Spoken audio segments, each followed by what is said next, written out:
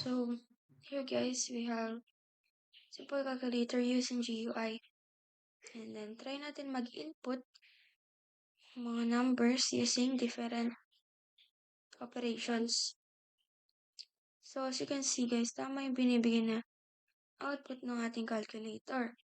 And try ba natin mag-input ng mga iba't ibang numbers gamit yung mga iba't ibang operations. So, as you can see, wala siyang kulay. Hindi ko siya nilagyan ng kulay dahil para mas maging simple lang siya, and also hindi siya nakakasilaw. Hindi siya masakit sa mata. And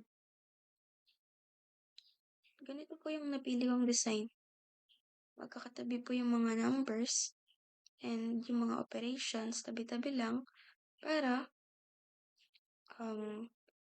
mas madali po siyang gamitin kumpara sa mga ibang calculators. Mapapansin mo natin sa ibang calculators, medyo nahihirapan po tayong maghanap ng mga operations. So, dito, tabi-tabi lang po siya, and di pa tayo mahirapan maghanap.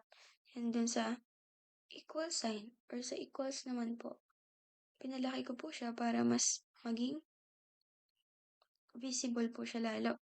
And yan, makikita po natin yung mga iba't ibang i-input natin.